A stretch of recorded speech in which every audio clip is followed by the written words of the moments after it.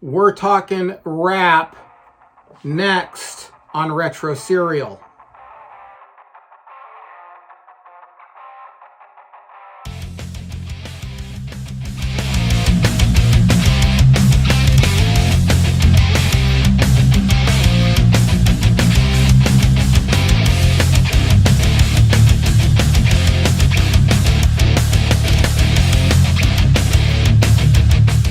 Hey everyone, welcome to Retro Serial. I'm your host DNC. On today's program, we have Lee Matias. And while he is not a Gen Xer, he is very knowledgeable when it comes to rap music. And of course, when you're talking Gen X, the rap genre, hip hop and rap genre has to come into the picture somehow because it was a huge part of growing up Generation X, whether you liked it or you didn't like it. So I brought him on as a guest because his knowledge in this area is just absolutely phenomenal. I mean, he knows so much about the subject, and it was just such a pleasure to talk to him. And whether you like rap or you don't like rap, or whether you have mixed feelings about the genre of music, I'm telling you this, the guy knows what he's talking about, and I was honored to have him on the program. So that's what the show is about, and we're going to get to the program. But before we do that, please do not forget to like, comment, and subscribe, and share on your favorite social media. Those things right there mean the world to us. If you are listening to this on podcast, please rate this podcast and leave a review.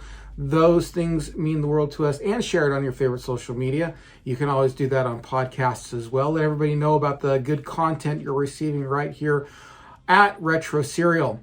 If you're listening to this on podcast only, also know that we're going to be having Lee on our Monday night live stream here pretty shortly. So if you want to keep up with that, or if you want to ask him questions or contribute to the conversation, that's what we like to do. We like to have a guest on, and then maybe the Monday following or the Monday after, we have that person on as a guest so that you can interact and you can ask questions for our guest or chime in on your thoughts on growing up Gen X and your thoughts on growing up Gen X with rap. So head on over there and subscribe if you're listening to this on podcast only. But wherever you're listening to this, look, I'm just glad you're listening. I'm very thankful, and I'm very appreciative that you're listening to this. It means the world to me. And for those who are either podcasters or you're a YouTuber, or you're listening to us on YouTube or watching it on YouTube, and you want to go a step further and help us out financially here at the channel, that would mean a lot to us too. Please hit the link below to our Patreon page, where you'll find two levels of support. The first one is the Cornflake Club, where it's just $3 a month. It's really just a tip jar saying, hey, we like what you're doing and we want to support what you're doing. Keep it up. Give us more Retro Serial. But the second one is the Insiders Club. It's called the Honeycomb Hideout. And you receive most all videos and most all podcasts one day in advance. So if you're interested in that, head on over there. And with that said, we're just going to jump straight into the interview. All right, everyone. Hey, welcome to the podcast. Again, like I say in almost every podcast, I say a couple things in every podcast. Number one, this is a subject I have wanted to cover for a while, and that is the subject of rap and hip hop. Not necessarily because it was my favorite genre of music, but it was certainly a huge contributing factor to growing up Generation X. And then the other thing is I'm not going to do an introduction to the introduction. I say that too, because you've already heard the introduction, you know who's on the program, and you know what this program's about. So we are just going to kind of jump into it. And our special with me, as always, is Thrash Pondo Pons. How you doing, buddy? Doing awesome. How you folks doing up there in YouTube land?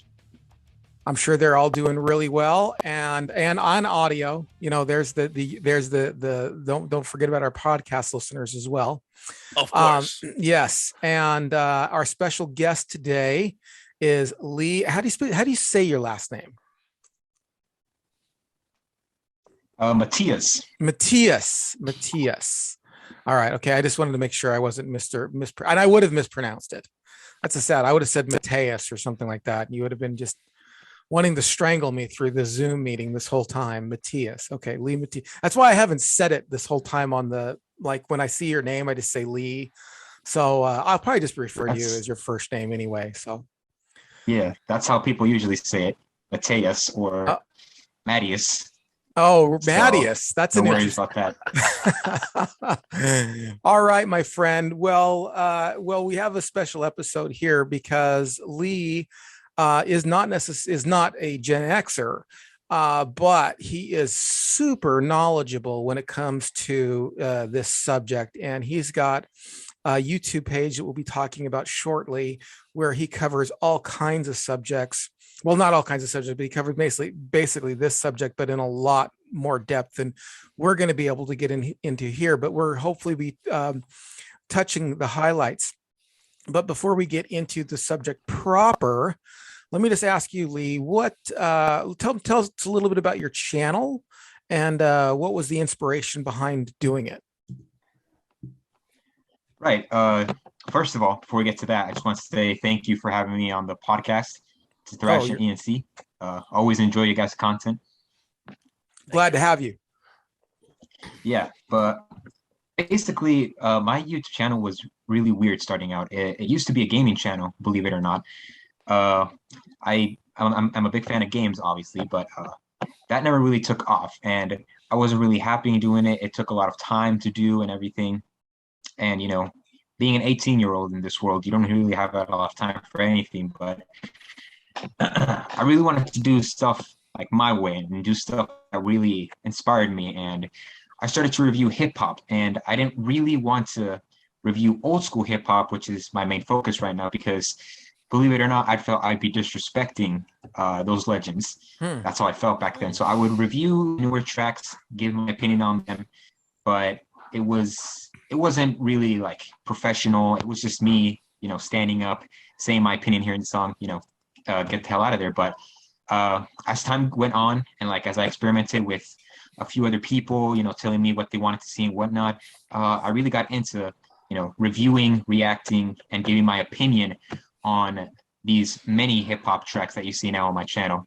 And I've just really grown passionate about it. And while time consumption is really a factor right now on the channel, I still am very passionate about it. And it's something that I have more fun doing, and I don't really care about my amount of subscribers or views or even the money. I'm just purely in it because I enjoy listening to hip hop, and I want to spread the message of these old school hip hop fans, or even fans that aren't even knowledgeable about it at all, like you, ENC, that this hip hop really is good, and like this hip hop is the one that all of us are passionate about in music.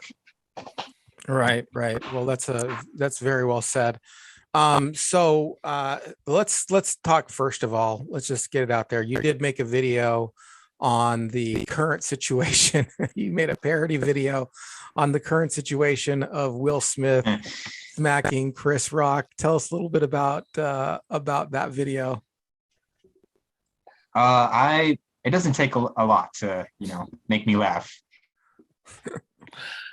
And at first, when I saw that news, I was shocked, because I never thought, like, Will Smith, the guy who's never said a curse word in his life, went on the Oscars and slapped Chris Rock. But it happened, and I was shocked about it. But seeing all of the news talking about it, some saying it was fake and planned, and seeing other people making parodies about it, it really made me laugh.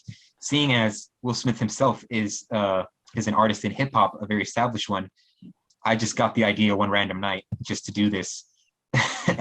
No thought was put into it, and I just put it out there as just like a little funny short for the people to watch. It was very, very funny too, by the way. I was in stitches when I saw it. Right on. And of course, we're going to leave a link to the channels in the description box. So always make sure that you go and check those out. So let's get into the subject proper. Let's talk a little bit about hip hop. I have to say, from a personal standpoint, and I'm going to go personally with this at the beginning, and then we'll get into maybe some more detail.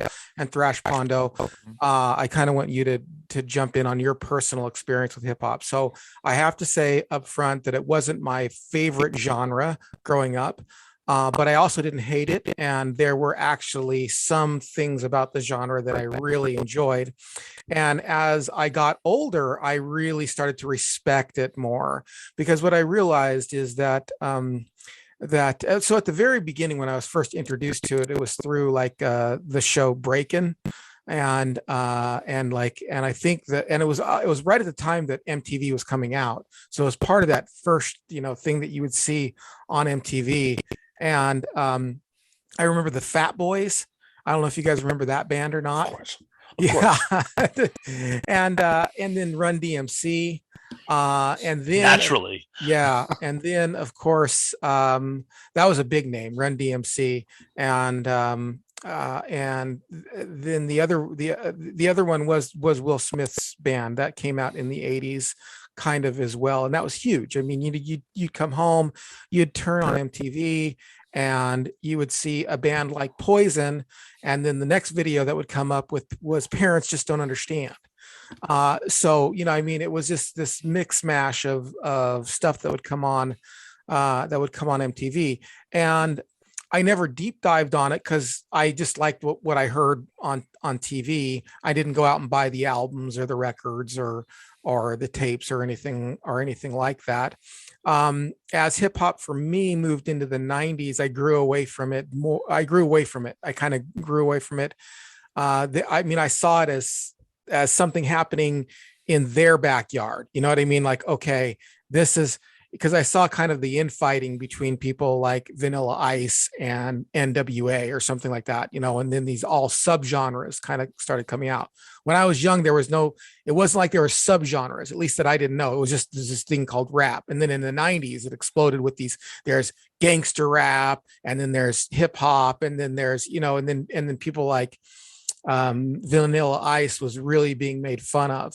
And it wasn't actually up until 2000 I started getting back into it with Eminem, because I really thought Eminem was something spectacular. But we had the explosion of rap, hip hop proper happening kind of in the 90s.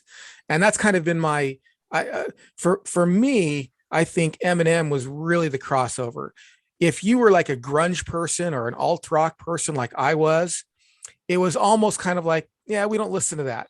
But Eminem came out and it was okay to listen to. I think that Eminem came out in late 90s. Like, it was cool. Yeah, Eminem was the cool guy. Like, you could listen to that and still maintain your alt rock underground card. So that's kind of been my experience with it. I want to ask you about some of those bands, but first, Thrash, tell me about your experience and your relationship with rap as you were coming up. Well, it's funny because remember we were talking about 80s technology and how one of my prized possessions was that stereo that Right. had the two cassette decks, so I could record one cassette to the other. Lived in a duplex, and a buddy of mine lived in the adjoining side, and he brought an album over and he goes, "Can you make a tape of this for me?" And I go, "Sure, what is it?" And it was LL Cool J's Radio. And I was totally unfamiliar with him at the time. But of course, I had to play it in order to tape it. And I'm like, man, this is pretty slick. I mean, I thought there was some good stuff on there. And that was really my first experience. There was more. I mean, it was starting to catch on MTV. One of my favorite classic 70s rock bands, of course, was Aerosmith. So when Run DMC did a crossover with them, I was all over it. Right. And Walk This Way. Exactly. Yeah. Exactly. So it was never like it wasn't my favorite genre. I was always more into oldies. I was that kid in high school that was stuff from the 60s when everyone else was listening to top 40. That's kind of like Lee is now, though. He's listening to stuff from... That's exactly who I am. There you go. There you go. Listening to all the 80s and 90s. So you know whereof I speak. But it was always around, and I always gave it a listen, shall we say. And funny, one of my favorites actually was well into the 90s. Now, of course, as I'm sure both of you know, I consider myself a virtuoso of post-apocalyptic fiction. And one of the best examples of that in the MTV universe, at least, was, of course, California Love by Tupac and Dr. Dre, which is literally an amalgam of the Mad Max movies. If you've watched the video, which is excellent. And here's a little tidbit for you: that whole video was conceptualized by Jada Pinkett Smith. Oh wow, I didn't know that. Here's a little Oh contemporary. wow, we go full circle. It really did. She was supposed to direct it, but apparently she had a falling out with Dr. Dre. But if you're not familiar with the video, please check it out, because it's actually I guess there's two videos. The one that I always liked was the one that was the Mad Max theme one. It was excellent. So Lee, take us back to like the advent of hip hop as you have studied it. Is there like a handful of influences, and where do we put a pin in, hey, this is rap? This is rap proper, or something like that. How do you see it? Well, the story goes that in the 1970s, this group of, African Americans, Latinos, and of course, all other types of cultures, got in together in the Bronx and created this sort of different sound with, experimenting with different kinds of sounds with the DJs and playing soul and funk music and disco, until eventually they landed on this kind of sound that really spoke to them. And this is where the DJs come in, like DJ Kool Herc or Grandmaster Flash or Africa Bambaataa, which I'm sure a lot of you have heard of. But it began with a lot of experimenting with a lot of techniques and a lot of different stuff. That's very interesting.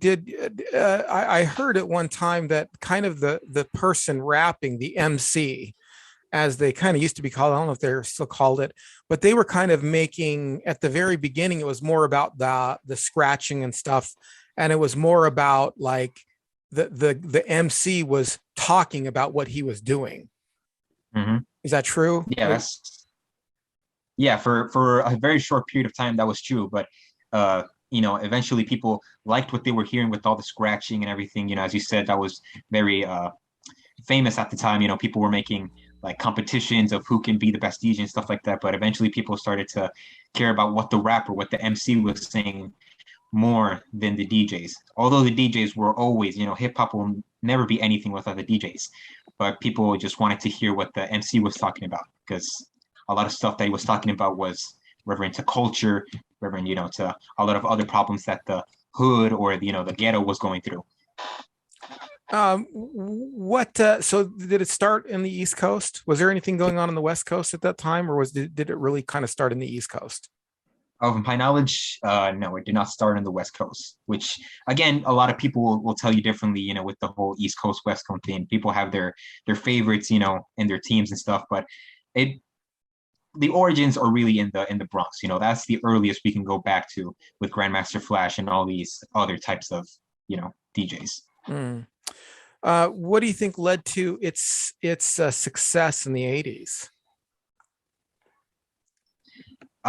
Really, it was just like, you'd have to talk about one band that's called the Sugar Hill Gang, which I'm sure you've heard of too. Yeah. And their song called Rapper's Delight.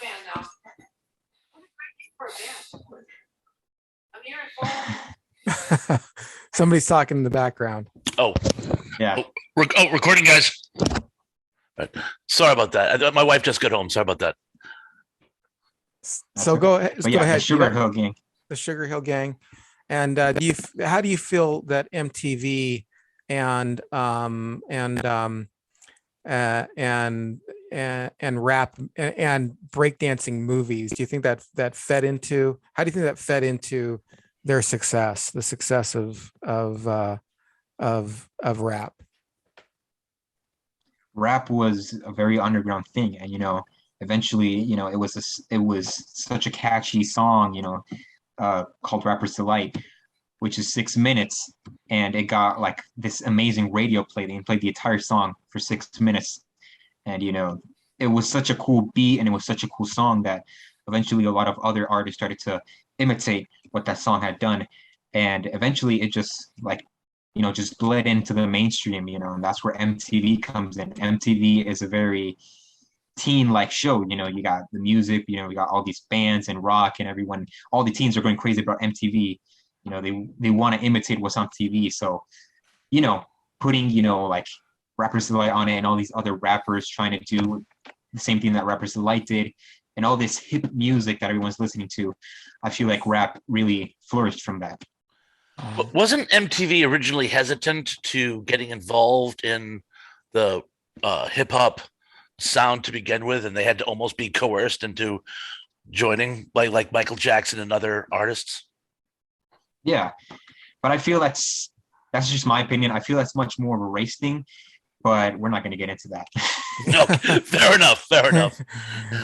Yeah, no, I get it. I mean, MTV was a little bit of a white bread kind of situation at the very beginning, and they didn't want to play with these rap songs and stuff like that. But I mean, I didn't know that until I looked back on it. Quite honestly, at the time, I didn't know that. I mean, I had no idea, and I didn't really experience it personally. I mean, I watched the movie Breakin'.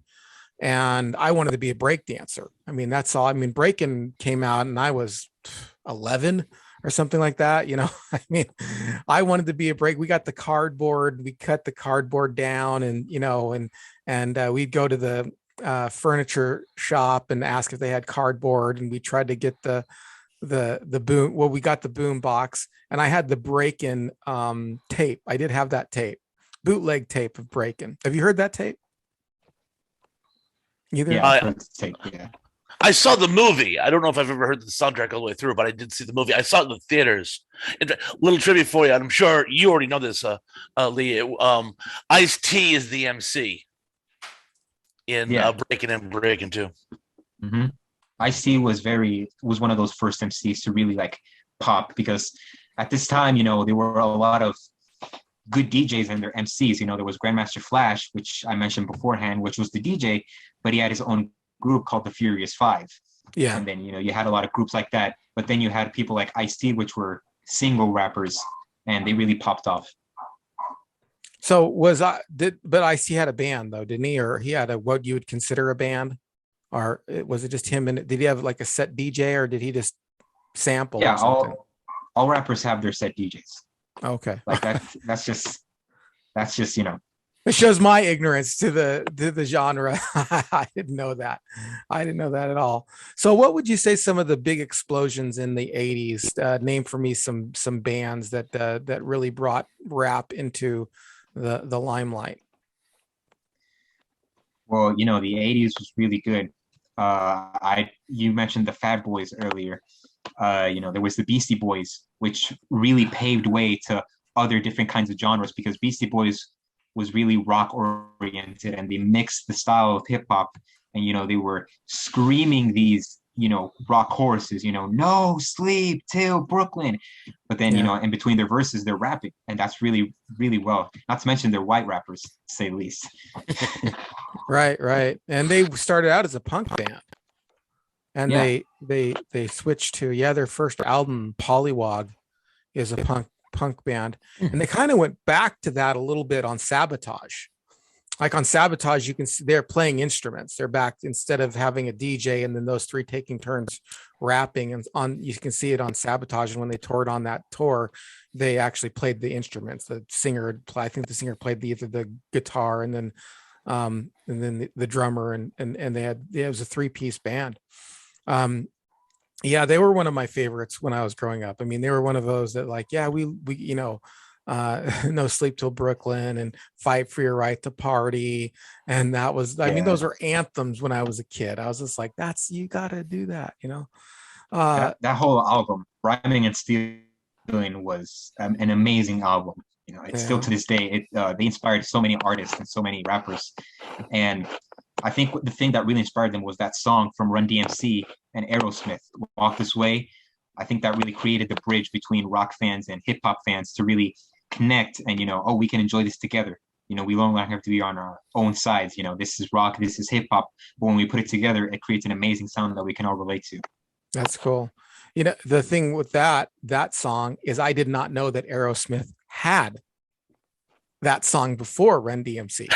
You didn't. No, I didn't. Well, I was 10 That's when when it you were a came kid, out. yeah. I was like maybe 11 or something like that. And then when I heard that, oh, this is an era, I didn't know that. I just saw the video, with Walk This Way and then stuff. And I don't, not even sure if I had heard Aerosmith before, but I didn't know who Aerosmith was at the time. I mean, I'd heard the songs before on the radio but I didn't know, oh, that's Aerosmith. That's the same band. I had no idea.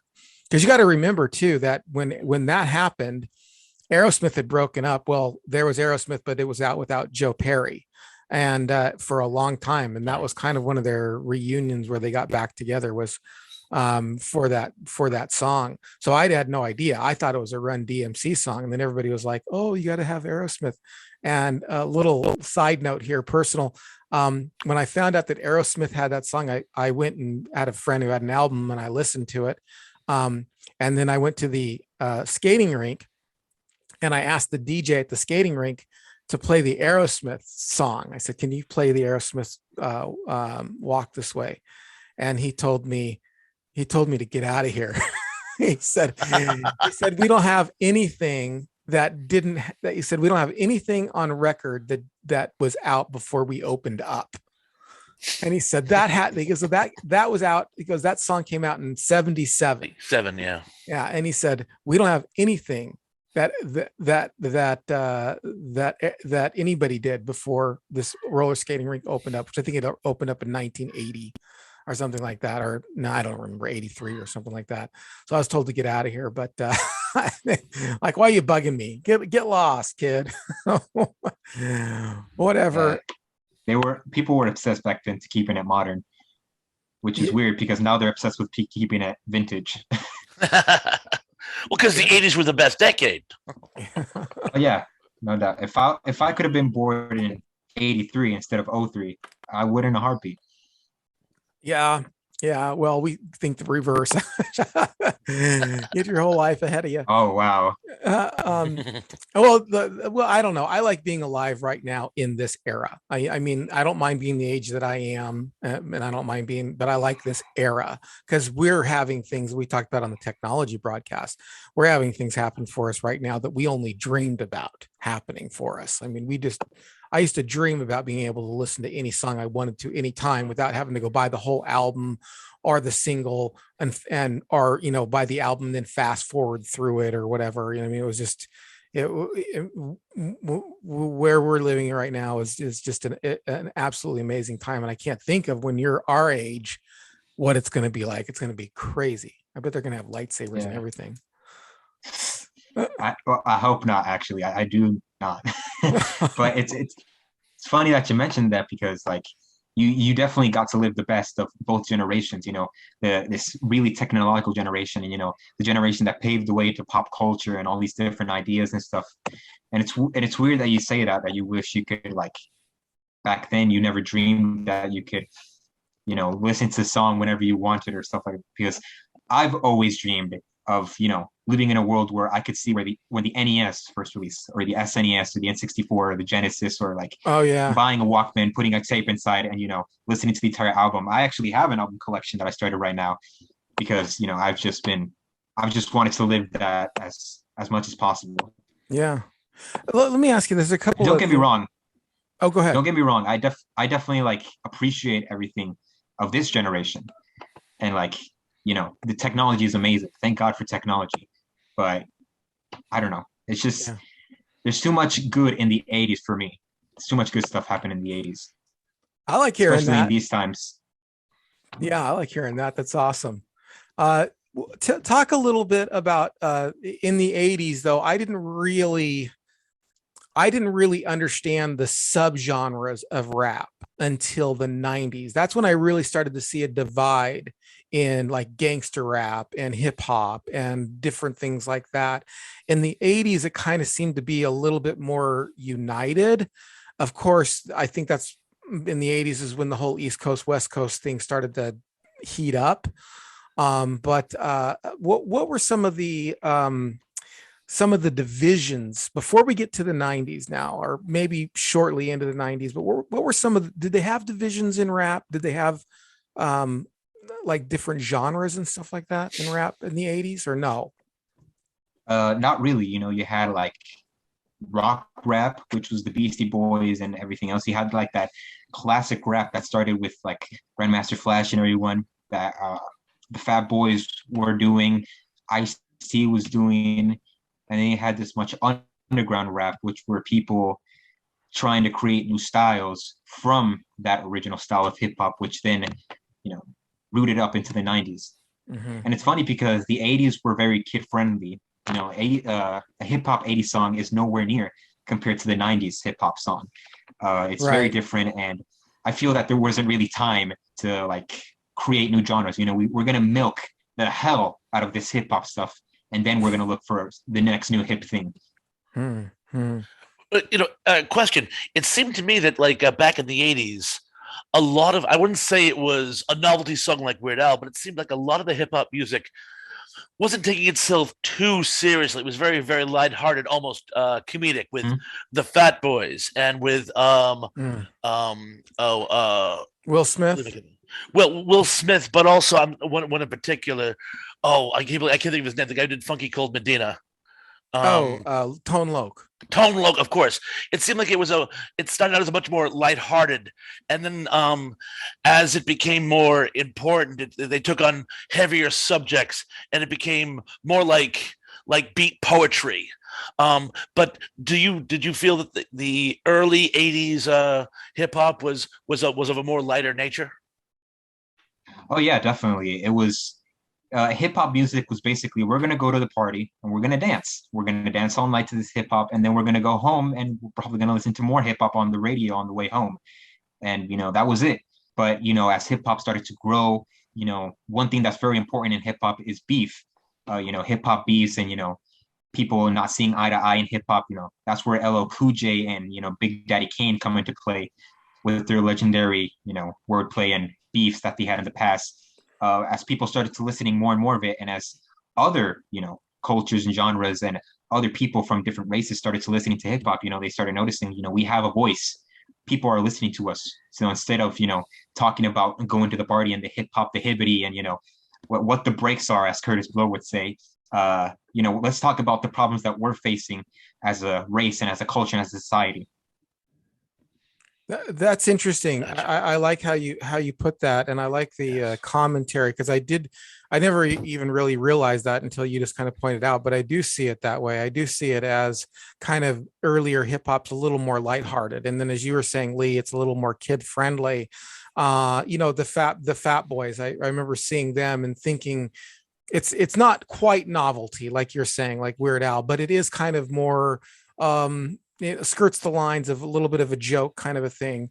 And then I think that and it's more kind of about the party, like you know, like hair bands are more about the party. But then at some point you get the bands coming out like Public Enemy, who are addressing the fact that the police are in their business for no reason, sometimes for the reason, but for no reason, or you know, they call 911 and 911 is a joke. They don't show up. They don't care about black culture. They don't care if black people die. They don't care about black on black crime. And then you also have bands like NWA, who kind of come straight out and they're just like, we're against the police. And it seems like it was Yeah. much more powerful message. And it also seems to be that there was at the same time, to a degree at least, a revolt against dance rap, like Vanilla Ice or something like that. I remember because I liked Vanilla Ice. He did the soundtrack to Ninja Turtles. I think maybe it was Ninja Turtles 2, but I'm not sure if it was Ninja Turtles 1 or 2. One of them, but yeah, one of them. And Yeah, I think he did. I think he did an entire album, which was a music video with the Ninja Turtles. oh yeah, It was okay. just, I I didn't think it know. was like a tape or something Yeah. that he did. Yeah. And the next thing I know, and it wasn't that long, it was like maybe within the span of a year, people were like in their rap dissing on him and in their videos. And the next thing I know, there was this thing called gangster rap. Tell us a little bit about gangster rap. How did that come about? I mean, I know you did a little bit, but go into it a little bit more and maybe how gangster rap was received and what gangster rap thought of other rap. Go ahead. but before we get to that, I just wanted to say like uh it wasn't really like hip hop alone that was like, you know, revolutionizing to the much more serious areas of music. It was like, I think it was culture in general, because you see movies, we were now getting movies like The Outsiders, I think it was called, Yeah. with Ralph Macchio, and a lot of other different movies. And also wrestling. I'm a big wrestling fan. You know, we went from the Hulk Hogan's and Ultimate Warriors and Randy Savage, you know, this big Mortal Kombat, you know, type of scene, to the much more serious now with Bret Hart and all these different types of characters. Yeah. So it was really a revolution between all the you know, all the sources of media that was going on. Things were getting a lot more serious, and things were a lot about spreading the message instead of the gimmick. Oh, that's a good way Well to put it. said. Yeah. Very well said. That's a quotable right there. Yeah. Spreading the message instead of the Instead of a gimmick. gimmick. And what do you think the message was? Uh, we exist, we're here, and we're gonna do things how we want to do them, Mm. despite what the higher ups say about us. And I think a lot of us live by that. Why do you think there was so much animosity towards Vanilla Ice? Because he was white. I think that's one of the primary things. You know, he's this white guy. You know, rapping on like stuff that only black people go through. You know, but Mm. you know, it was very much hated at the time. You know, that he was doing that, and like it seemed like he was mocking it more than like, you know, rapping it. And he was Yes, a lot more definitely. about the gimmick. He was more about the gimmick, while other rappers were moving on to, like I said, spreading the message. He Right. was much more into the gimmick of being Vanilla Ice, and, you know, the Ice Ice Babies, and play that funky music, you know, rapping Mhm. something that by that time was considered outdated. But, you know, he was just having the time of his life. Yeah. To the Yeah. point even where In Living Color made a parody about him. Jim Carrey made a Yep. parody about him. Yeah, it reminds me a little bit of the reaction of, sorry, my dog's barking. I'm sure everybody can hear that. We've all got background noise tonight. It comes in real Yeah. loud when as a matter of fact, when I'm editing videos, and my dog had barked in the video, I think my dog's barking. Like I think he's barking now. Like I'll listen to it and it comes in so dang clear. And like I'll take hey, shut up. Your dog gave you PTSD. Yeah. That's Something like that. PTS dog. PTS or pest dog is what Yeah. but it always also, count on Thrash with the punchliners. yes, for sure. It's what I do. But it does remind me a little bit of the revolt of grunge against hair metal. I mean, it's nearly the same type of thing. You know, here you had at the very beginning, coming out of the 70s punk rock, and then immediately kind of being driven underground for a bit while other genres of rock become popular, and being really almost parodies of themselves. I mean, you know, what's considered to be hair metal, you have jokes about those too. You know, some guy with the hugest hair in the world and the biggest, brightest makeup. And then comes grunge, and grunge was a revolt against that almost. It was its own thing, but it was like, hey, we are not this. And it almost seems like that's kind of what gangster rap was. It's just like that you had this thing called rap coming out in the 70s, as you were saying, and it was this underground movement. It was akin to punk rock, but of a different culture. And then you had this dance kind of element to it, not taking it seriously. And then as a result to that, you've got this gangster rap is what I heard it being called. I don't know if that's the technical name for it, but gangster rap coming out and just basically making parodies of you know that. And then also, I mean, it wasn't just Vanilla Ice, there was also MC Hammer too. I don't know if you remember that happening too. Do you remember when MC Hammer One tried to hit go? wonders. Yeah. Do you remember when MC Hammer tried to go gangster? No, I don't remember that. Did you know about that, Lee? I remember, I think, hearing about it, but people just didn't want to hear about it. Like that's like saying like Sir Mix-a-Lot trying to go gangster. I don't think that's something you can imagine. Yeah. Yeah, he did. He went from that, and then when gangster rap became popular, he put out a gangster rap album. Do you think though that so you mentioned that Vanilla Ice was white? Do you think there was the same kind of animosity in gangster rap towards somebody like the Beastie Boys though, or do you think they were I considered feel legit? no, I feel the Beastie Boys were established enough to people not hate on them, while Vanilla Ice just came out of nowhere. Because I feel like a lot of that goes back to the maybe 40s, 50s, where rock and roll was very famous from Black culture, and then people blame Elvis for stealing the sound and making it popular. So I think a lot of that mirrors itself. Oh, okay. Yeah, that makes a lot of sense. You want to say Uh, something, So Thrash? Go Yeah, ahead. didn't a lot so of it have something to do with the fact he misrepresented himself too? Like he claimed to be from the streets of Miami, and in reality, he grew up in rural Texas, and that type of situation. People saw him as a poser. yeah, he was, as I said, all about the gimmick too. He was doing these crazy dance moves and doing all these different stuff, and like people back then, I feel were very, very much serious. And like for him to do that was a very good thing, for the culture, just have fun, let yourself go when the music is going. But like a lot of people weren't having it at the time, to me at least. Mm-hmm. And I think a Now, lot of a lot of that is the same with rap too. now, do you believe the story, by the way, that his career flatlined because his proceeds were extorted from him? They supposedly held him out a window until he signed everything over, or do you think his career flatlined because he was a flash in the pan, or maybe a little of Well, both? it really could be a little bit of both because Vanilla Ice, despite what people were hating on it, it sold very well. Like Vanilla Ice is, I think it's platinum as we speak. Uh, but like I think that story is true. You do. I'm not gonna. I forgot. I think I forgot his name. Suge Knight. But anyways, yeah, Suge Knight. Yeah, Suge Knight. We're not a fan of Suge Knight over here, but yeah, Suge Knight held him like in a very tall building. Told him sign everything over. Vanilla Ice claims that that's what happened. It could be true. There's no proof for it to be not be true or to be true. So I think we can consider it a little bit of both. Vanilla Mm, Ice was a one-hit wonder, and his only one-hit wonder was signed over to a person, and he didn't get paid for it. mm. That's a bummer. Um, what do you think the biggest difference? I see different subgenres of rap, and then I see a different way of looking at it too.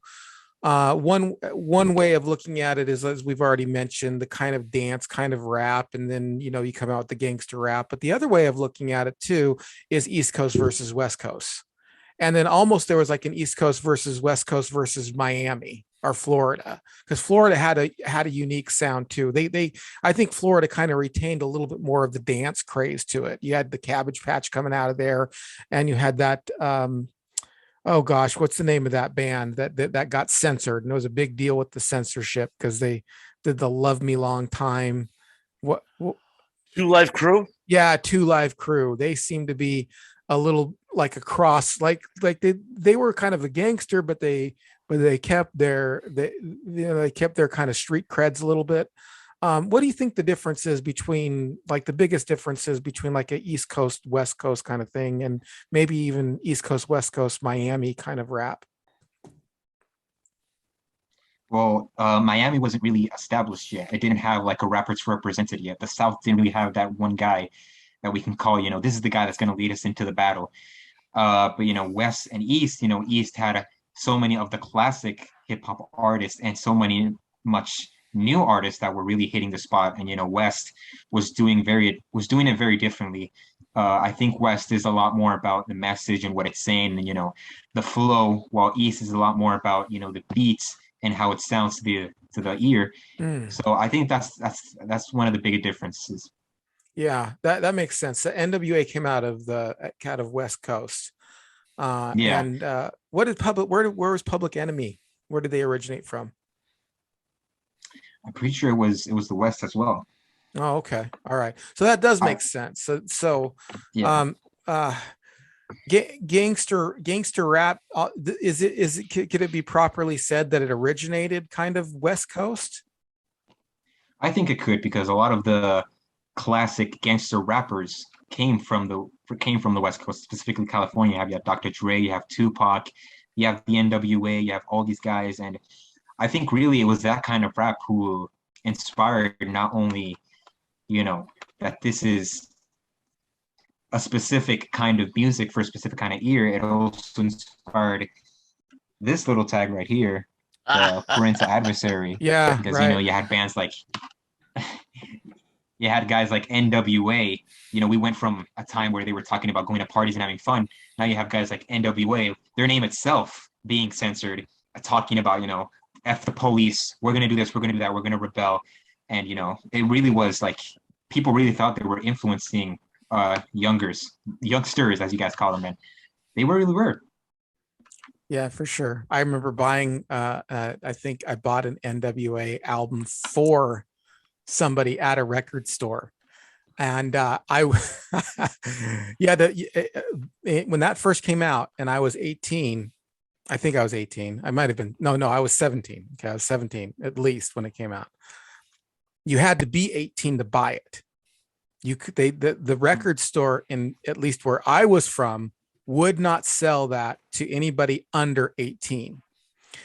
And I went into the tape record store and I remember because I was buying a Faith No More tape. Because my Faith No More anyway, it's another sub story to that, but I was buying Faith No More and I went up to the counter and there was a kid there who was 17 and the lady was telling him you can't buy it, and it was a rap band. I'm almost sure it was NWA, and I was 17, but he looked to me and he said, "Are you 18?" And I said, "Yeah." He says, "You want?" Because I always looked older than I was. I just did. I looked older. And I said, "Yeah." He goes, "Will you buy this for me?" And I said, "Sure." So he gave me the money. And the lady just went, "Oh, if you're just going to do that, then here, just have it." So, but they would actually, but she didn't card me. I think I said it with so much confidence, and then he gave it in the whole situation where he would give it to me. And then I would have the guts enough to actually buy it for him. I don't think she didn't question it at all. So I went ahead and bought it. Plus you said you looked older. Yeah, I did. I always did look a little bit older than I was when I was, 16. People thought I was 18. When I was 18, people thought I was 21. And I mean, that's just the way it is. I look younger. People think I'm younger now. Which is nice, but that's how you want to do it when you get older. You want to look younger. When you're younger, you want to look older so you can buy beer and stuff like that. But yeah, I remember that parental ad thing coming out. I remember even being in our generation with bands like Wasp. Remember that? Mm-hmm. Yeah. And some of the hardcore metal bands that came out and they wanted to put that on there, and the whole PMRC. Do you know who the PMRC is, Lee? Have you heard of them? I don't think so. Oh, that's the ones who got that put on there. The parental, what was it called? It was headed up by Gore Tipper. Tipper Gore, yes. Tipper Gore and a few others. And I remember everyone in the industry fought against it. Frank Zappa, was one of the biggest proponents against it. And I can't remember the Two Live Crew did too, or everyone did. Everyone. And it's not so much censorship as a warning, but everyone just thought it was the first step in totalitarianism. Right. That was the issue too. It wasn't so much that there's a parental advisor on it. I mean, who cares? You can still listen to it, but it was more of this is a first step toward telling us what we can and can't say, and who can and can't listen in a country that's supposed to be free. But it did backfire a little bit because it caused. So, for example, the band Skid Row, when Slave to the Grind came out, there was a song on there that Walmart didn't want to sell. And so they sold an alternate version of it with another song on it. So if you were a Skid Row fan and you wanted to hear that song, you had to buy both albums. So it kind of made the record companies more money, because a lot of times these people would like to sell at Kmart and at Walmart. You had to have an alternate song on there that didn't have cursing or something like that. And so you bought two of them to get that if you were a big fan. Not to mention, it caused more buzz about the albums that were parental advisory. Right. Kids wanted them even more. And as you so aptly put it, you're always going to find someone who's going to buy it for you. Right. Right. Right. Exactly. So, well, let's talk about the controversy. Yeah, not only that, but like hip hop had this like cursing and rebellious side, while rock, had like I think had the worst end, where people thinking that their music was making them, commit suicide, and there was a satanic panic, which were saying that the songs are, worshiping Satan and all that. I think rock really got the worst. Rock and metal got the worst side of it. Yeah, that's true. I mean, there was the cursing and kind of the, where rap was basically like, there was at least some of it that at least a large part of it that was exploitive toward women. But still to this day. Yeah, okay. But metal was looked at as the devil's music. That was like, you're going to worship the devil if you listen to heavy metal. well, they said KISS stood for Knights in the Service of Satan. Yeah. And they said that if you played Led Zeppelin backwards, it said, here's to Satan. And of course, Ozzy Osbourne, they're still saying stuff about Ozzy Osbourne. He did bite the head off a bat, but he didn't know it was a real bat until after he bit the head off. Yeah. Well, that was a prelude to him biting the head off the dove, though. He bit the head off of a dove. He bit the head off many, many things. Yeah. No, maybe he did, or maybe he didn't. No. When he got signed, in his first album, and he got signed to do his band Blizzard of Oz, they were going to release these doves. Oh, I remember. And he grabbed a dove and he bit it off, and the girl was mortified. There's pictures. There's not a video, but there's a frame by frame picture of it from the girl smiling because he's got this dove in his hand, to the girl just being absolutely mortified and blood coming out of his mouth because he bit the head off of a dove. Oh man, these are crazy stories. But he doesn't worship Satan. Yeah. I was gonna say, this isn't coming out of anything. They had a reason to believe they were worshiping. Right. Yeah, that it was devil's music. Let's talk a little bit about but Ozzy was always crazy. Yeah, he was always crazy. I want to talk a little bit about the controversy over sampling. What's your take on that? What do you think? What do you think about that? Tell us a little bit maybe about the background of sampling and why people were mad, and should they have been mad? I don't think they should have been mad, because I feel in a way sampling is the backbone of hip hop. The DJs, when they were going to scratch and, compete and everything, they would take these different types of, albums from different genres like soul and stuff like that. And, they would remix them and make it something a little bit more catchy, a little bit more, so you can dance to it. So I don't think anyone should be mad at sampling. It's not like you're completely ripping off the album. You're just taking parts of it and making it into something that sounds more appealing to a certain type of ear. And as I said, I think sampling is the backbone of hip hop. Some of my favorite hip hop songs are samples from other different songs. Mm-hmm. Do you think that the original artist should be compensated though? Because they were the ones who made the art in the first place. They're taking. I can see it both ways, I guess is what I'm saying. So it's like, I don't mind you sampling, but you at least got to give me credit or something like that. Yeah, I feel like there should be some credit given, obviously, and I think most albums do give credit for their sampling and who remixes and the original song where it came from. I know that one of Eminem's newest albums, Music to Be Murdered By, did that. He sampled a lot of different songs, but it comes to the point where now we're sampling sampled hip hop songs. Right, so, right. Yeah. It gets a little redundant. Yeah, they start doing it, sampling of sampling kind of things, and how much you can change it. It's pretty cool. Do you see a big difference? Oh, so I wanted to ask too, because we were going to talk about crossover bands, and you already mentioned Aerosmith. But one of them that I really liked was KRS-One and REM.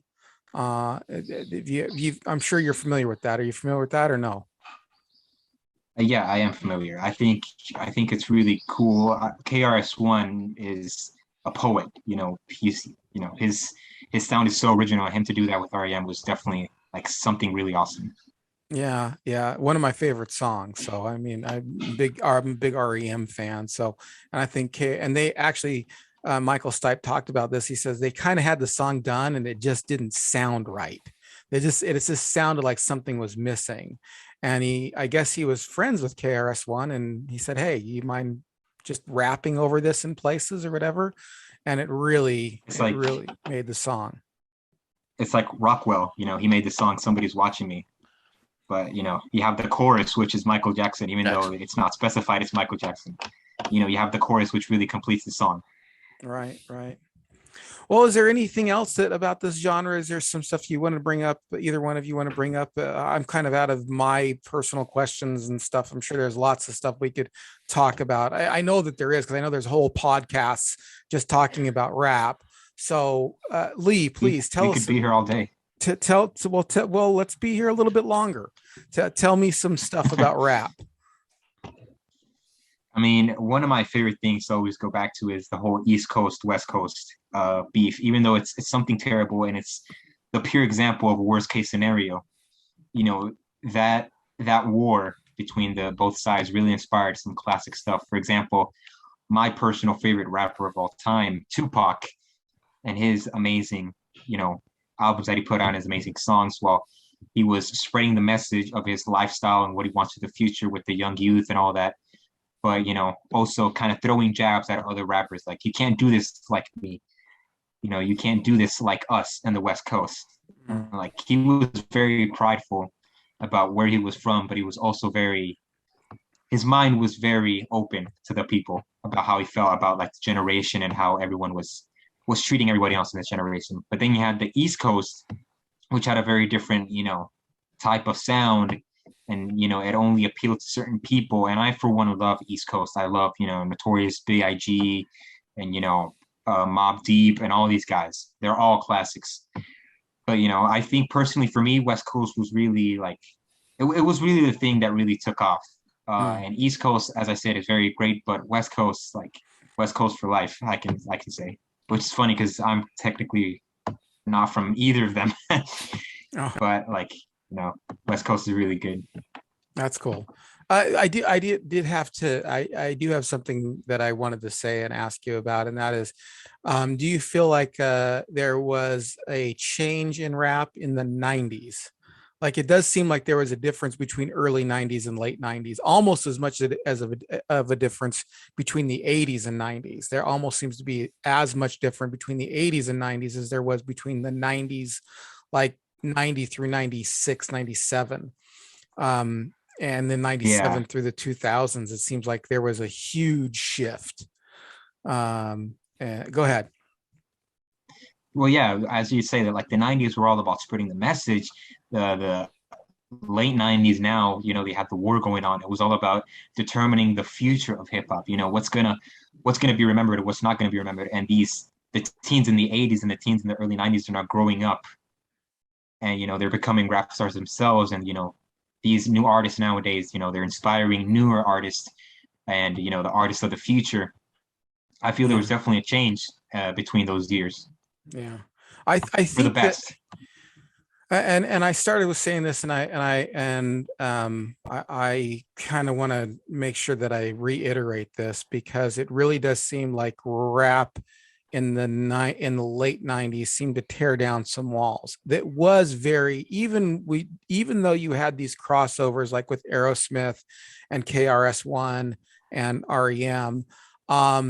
Yeah, it was still super tribal. If you were an alt Yeah. rock, or if you were a metalhead, you didn't listen to rap. This is what you did. Maybe you secretly listened to a couple songs, and you told your friends maybe, and they made fun of you a little bit. And you like that or whatever. Yeah. And they go, well, that's actually not too bad of a song either. But really, when Eminem came out, nobody cared. Like people who were into straight up heavy metal, underground music, alt rock, they're like, we love Eminem. And I was on that bandwagon too. I thought he was great, when with Slim Yeah. Shady, when he came out with that. He really seemed to. Was The he album I accepted? flashed What's that? is the album I flashed is his second album ever. Oh, which is okay. a Slim Shady LP. So yeah. Was he accepted among rap people right away, or was because he was white? Was there some kickback on Well, him? the thing is, there was some kickback by a lot of people, specifically a magazine called The Source, which was all about, ranking and reviewing music. But you guys, you got to remember, he had Dr. Dre at his side. He had Snoop Dogg at his side, and he was such a wordsmith with how he rapped and what he was rapping about. Both sides could relate to it because he was saying the most craziest stuff on this album. But every now and then he'd go back to earth and he'd spit something that was really heartfelt, like the song "Stan" or like a song on this album which I really love, which was "If I Had." I would definitely recommend that song. Okay, right on, right on. I could not believe. I was amazed at his ability to put words together. Really, kind of and it was catchy too. You know what I mean? It was catchy. Yeah. It was catchy without being I don't know how to say it, without being corny or without being gimmicky. You know what I mean? Of It was course. almost catchy in the same way that Nevermind was catchy.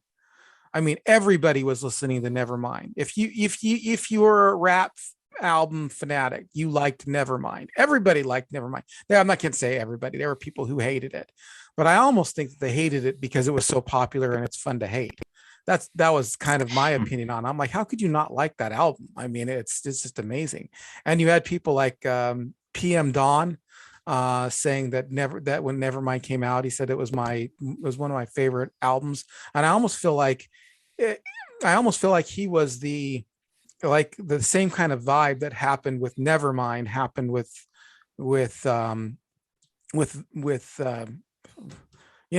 the guy we were just talking about. Slim Shady, Eminem. Marshall Mathers. Yeah, Marshall Mathers. Were you a fan, Thrash, of Marshall Mathers? Myself, my daughter and her boyfriend, later husband, were very into him, by the way. So the music was on a lot in the house. I did enjoy him. I was again at the time I was listening to other stuff. At the time I was listening to things like Green Day. Mm-hmm. And of course, I was still doing my REM and that type of stuff. But no, Eminem was played very fairly in my house, and I did enjoy his music. Other than rap, because Eminem was very rebellious against that kind of music. The NSYNCs, the Green Days, the Backstreet Boys. He hated all that. But as time went on, he learned to accept it. And one thing that's really interesting is in the Marshall Mathers LP, there's a remix with Marilyn Manson, which is a really good remix as well.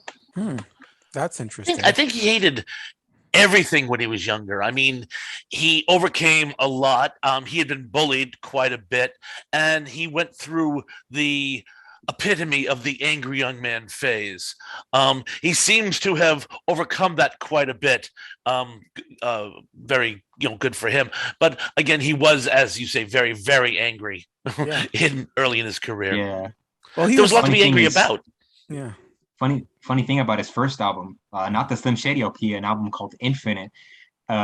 It's a very normal album. Like you can listen to it and you can say, this isn't Eminem, this is some other white guy rapping. But it really paved the way to because that album never hit. It was never a hit. And he had lost his job, he had lost his house and everything. He just became super angry, and him letting people know how angry he was and saying all these outlandish stuff on the precursor to this album, the Slim Shady EP, is what really put him on the map and really got him Dr. Dre to start liking him, and Snoop Dogg and all these guys started to respect him. Yeah, he had a really good story in hip hop. Yeah. Well, that's the same thing with being bullied. I mean, that if you're bullied by a group of people and then you have this ability to spit rhymes like he does, that's who you're going to aim at. It's the same with Kurt. I mean, people kind of don't really understand why there was such animosity between Kurt and traditional heavy metal that came out before, but he was bullied by those people. That's why he took pot shots at him and didn't like him. I mean, he was, when he was a kid, the people who bullied him were the metalheads who bullied him. And if you listen to other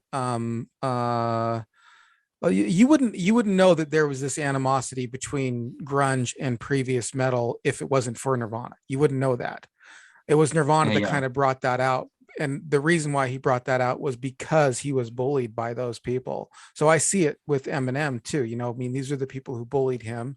These are the people who tell him that he's nobody, he's not going to make it. So, you know, might as well be able to rap about those people in your in your album. Didn't he have that feud with ICP too for a while? Yeah, And I think- just yeah.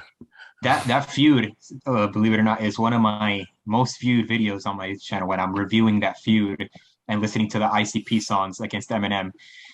It's a very funny feud and a very funny beef because you know people always think that Eminem won or like Eminem destroyed them. Eminem had only a few lines, while ICP here had like 3 songs insulting the hell out of him and Dr. Dre and everyone associated with him. And I think you know, ICP would have won that if they were as recognized as Eminem, because Eminem at that point was just blowing up. He didn't have to be involved in this beef. You know, I'm getting all this money, I'm getting all this attention. I don't have to be associated with you. Well, ICP was kind of like, you know, still in their prime, but you know, going on down low.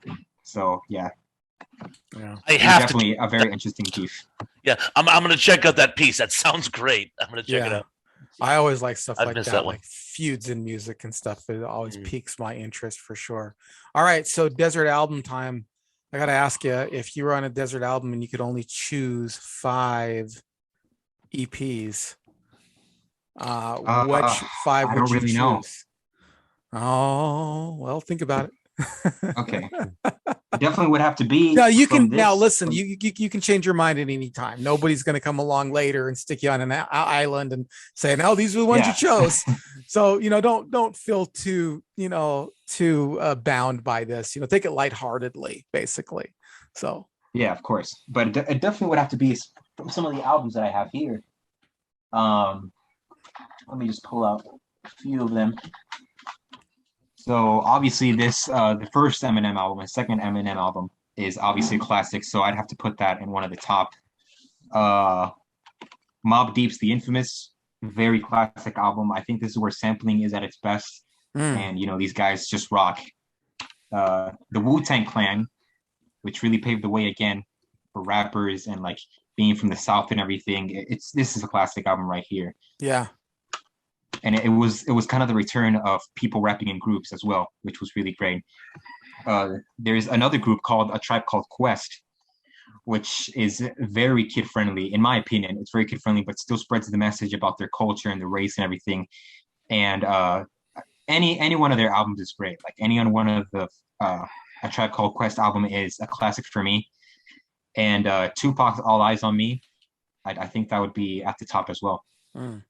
And let me ask you this too: if there's a rap artist out there that you feel like just should have made it bigger and didn't, even in its own culture, not to mention cross genre, what rap artists kind of come to mind when you think of that? One group that I'm doing right now, there's a lot of these kinds of artists that I'm doing on my channel just to get them a little bit of exposure. It's a group called Bone Thugs and Harmony that were produced by Eazy-E. You know, I feel those guys should have been blown up and should have been like the next Wu-Tang Clan, or so to speak. Another rapper is Brother Lin Chung, which came to my attention not too long ago. Sibo. There's definitely a lot of rappers that I think should have made it. I can make an entire list of rappers that were really good and then just should have done it. It's a little Make bit a great post. It's a little bit different for me. Like, you know, when I think about either punk rock or underground music, you know, grunge music and alternate rock, the truth is most of them were terrible. I mean, really, I'm not kidding about that. And I love underground music. There are bands that should have made it, that should have been bigger, that were innovative and stuff. But I mean, you know, like it became popular, like punk rock became popular, and you had record companies coming down, and it would be like their first album, or not their first album, but their first show, and they were signed just because they were punk. Like they were just wanting to make money. And the same thing happened with grunge. You had and the rise of alternative rock. You had people, it was so popular, like for a little bit there after Nirvana came out, everybody was looking for the next Nirvana. And you had people, you know, that just, you listen to their album, you're like going, what happened here? Is this like, oh, well, you could slap the label alternative on it and put it out there and it's going to sell, but it's pure junk. But we did have a lot of bands that I think should have got more respect but just didn't. But I could probably see it the other way too. There's probably a lot of bands out there that, you know, got the rap hype and people are like, yes, let's go sign this next one. And then it's just like, why? That's basically the case nowadays with a lot of rappers. Yeah. Oh, yeah. That's happening. That's happening kind of currently. Yeah, a lot of the famous rappers that you hear nowadays, which I do not recommend you check out, are hyped up rappers. But I feel like also, you mentioned that, I feel like most rappers or bands who did make it were kind of like a one generational thing where it's not like they didn't make it, they were just forgotten, they were left behind, and they just didn't get the attention that they deserved in the long run. Yeah, for sure. That also happened with the at the very end with hair metal. There was like this explosion of hair metal bands that came out in the 90s and like 1990, and like they were just too late. It happened with disco too. Like in 1981 there was like disco, and then nobody was listening to the disco anymore and people were trying to make it with disco. So it seems like good thing too. Yeah, because it's good, because disco was eventually what evolutionized to rap in the long run too. Disco was one of the planting seeds, if you will. Yeah, I mean, you can hear that with the Sugar Hill Gang. You can definitely hear a disco influence in the Sugar Hill Gang. I mean, in my opinion, I can hear that there's a disco element to that. But anyway, disco's fun to listen to in retrospect, though. I like listening in retrospect. It's a lot of fun, if you don't mind. Nice pun. I didn't even mean it. But, so remember that Cake did I Will Survive? Did you ever listen to that? You didn't. It's like you didn't approve. Of course. It was great. All right, Lee, tell us a little bit about what's going on over at your channel. What's the future of your channel like? Basically just continue to do these types of videos. Hopefully get one of these rappers on the channel as well. Yeah, that would be really good. I'm focusing on a lot of other different medias as well. As you guys know, I do movie reviews as well, so I'm paving the path for that too. You know, I love movies just as much as I like music, so maybe both of them, I could be making them at some point. Who knows? I'm still very young. I'm very aware of that. So I don't know. Like it all comes down to what do I have time for and how life goes, basically. Right. But I've said it myself. I'll never stop uploading on the channel. Yeah, well, good. Good for you. That's awesome. And Thrash, what do you got going on these days over at your channel? Well, I'm sure as you two know, I have recently hit my 100 mark. I finally hit the 100 subscriber with a wee bit more. And I'm putting together material for a 100 subscriber commemorative extravaganza, which I haven't started posting it, but I will in the near future. Other than that, I'm still I'm having some really good luck with my top 10 lists of the worst jokes in captivity. I'm still putting out material on vintage sci-fi and horror, and basically just having a lot of fun with it. Yeah. So if you haven't subscribed, please do. All right. And for those who have, including you two, thank you very much. Right. Also, yeah, go ahead. I just wanted to say, it was a joke in one of the last live streams you did, but Thrash, you should really start a Patreon. Yeah, I really should, shouldn't I? I'm going to make that next on my list. Yeah, because a lot of people want to give me moolah. Who am I to pass that up? To turn it down. Yeah, leave money on the table, as it were. Thank you very much, Lee. That's very nice of you. I will do that. Definitely. Well, stick with me, please.